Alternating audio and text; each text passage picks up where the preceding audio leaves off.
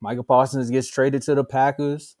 They seen what the Cowboys and Eagles game look like. So a lot of people had their stuff to say about the game, but a lot of people were also trying to see what Michael was going to look like in his first game, wearing that number one. I guess they can call him Uno in Green Bay. Shout out to AJ.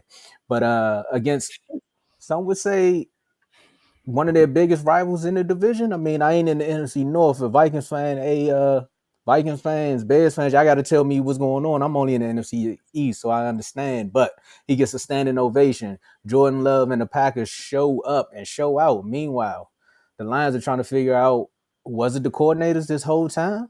Was it the coach? As they get defeated 27-13 in Green Bay, dominant performance by the Packers. Joe, what did this game? Actually, I'm not even gonna do that.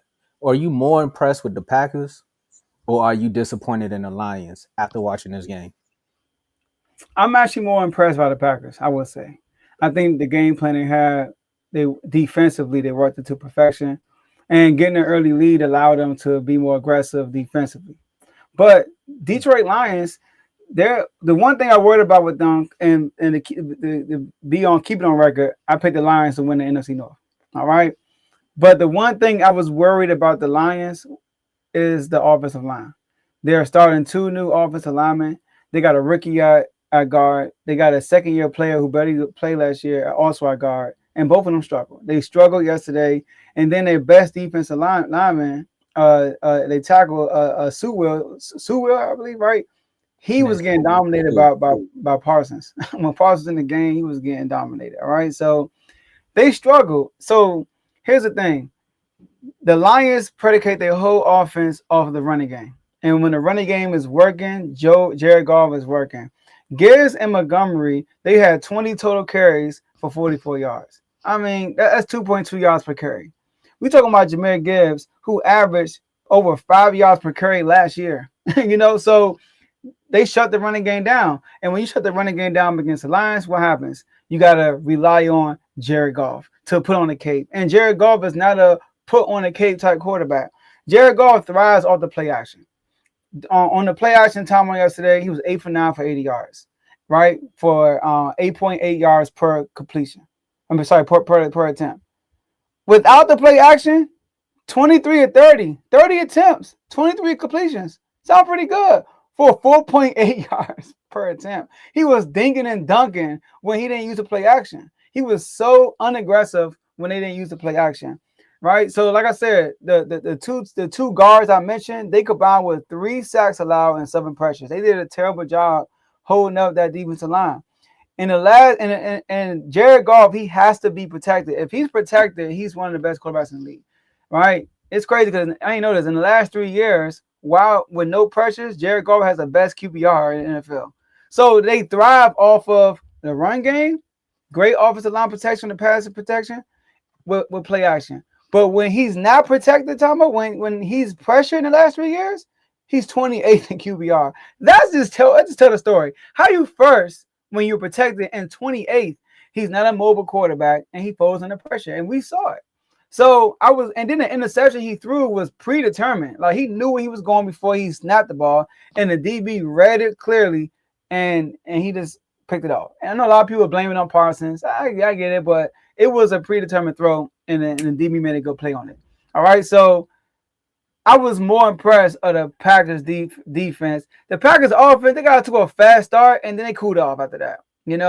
So like Jordan Love, in his first 3 drives, 165 yards, 2 TDs. Look awesome, very talented. Since then, Tavo, 23 yards and 2 drop picks. It was a pick 6, but it was a defensive holding. But he threw it right to him. The play right before that, it was a drop interception. So the offense for the and don't get me wrong, Josh Jacobs picked up the pace in the second half. I think he ended up over 100 yards, if I'm not mistaken, but he picked it up in the second half for sure. All right, but I'm more impressed with the Packers defense, how they shut down the run game. They dominated the Lions offensive line and made Jared Goff put on the cape, and he's not a let me carry this team type quarterback. So just one correction. Josh Jacobs, 66 yards. He ended. 66 yards. Dang, that's it? Yeah. So he had 8 in the first half. Yeah. It's funny that you said that, Joe, about being more impressed with the Packers than you being disappointed in the Lions. Because again, Kev said it right here, and I kept the comment up for a reason. Again, it's week one, new offensive coordinator, new defensive coordinator. So I can't really be too depressed in how the Lions went out there. Again, a lot of guys don't play during the preseason. Again, they're shortening the preseason, and it's taken away from some of these games. We just seen what the reverse did for the Bengals, right? They actually won a game in week one after Joe Burrow was running away from the Commanders. He was getting almost getting killed out there in that preseason game. But you see the reverse happen there. So again, it's just like getting that chemistry back down pat. Because again, he had the 2 years with Ben Johnson. It's kind of like you already know what Ben gonna do.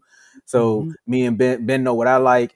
I know what he like, tendencies, downs, distance, all that can come into play, and they trying to learn it. But then you going up against this new defensive front with Green Bay. Again, you probably was looking at it all season. You like, well, Kenny Clark gonna be right there. And we already know what we got to do if Kenny Clark and Rashawn Gary gonna be coming up the middle. So we ain't got to worry too much about their edge rushers. Even though Quay could come off the edge, they got a blitz. But then they got Jerry made a call and messed up their whole game plan. It's like, wait a minute, you throwing me for a doozy here. Now I got to deal with Michael Parsons. It's like we only had to deal with him in Dallas, and you know what we can do to the Cowboys. Like we could double him and then just make some plays because they gonna bite on some trick plays. Michael came out earlier in the week and said, you only got to do trick plays when you can't beat me straight up. So I thought the trick plays was gonna come out the hat. Then I thought about it. I said, good play, Micah. Ben not there. Ben is the trick play king. He the one Mm-hmm. that's gonna do what's the name, a flea flicker in a playoff game, so your quarterback and your wide receiver can get an interception on a stat sheet. It's just things like that that's just gonna happen. But to answer the question, I'm more impressed with the Packers coming out and displaying the way that they did. Of course, if you go back and watch this game, it's eerily similar to what happened in that Eagles Cowboys game. And yes, I'm gonna pull a Kev and bring it back to us with it's all offense in the first half. And then when people settle in and started understanding what the protections is and where they need to be at, it kind of slowed down. Like you said, that pick six was there. I was like, oh, not Mr. Love, Mr. Buddy Love, y'all got Be out here. like, He got lucky. But again, if it was a fifth, we all be at the bar turning up. So for me, I'm gonna say I'm more impressed with the Packers, but I'm more so take the impressiveness, and we're gonna talk about it in the second block when we talk about the Commanders, is the build up for this week's game. Because again, you got two quarterbacks coming into this game. You got both of them coming off of what some would say dominating performances. So can this defense keep that same thing going when the quarterback can maneuver out that pocket?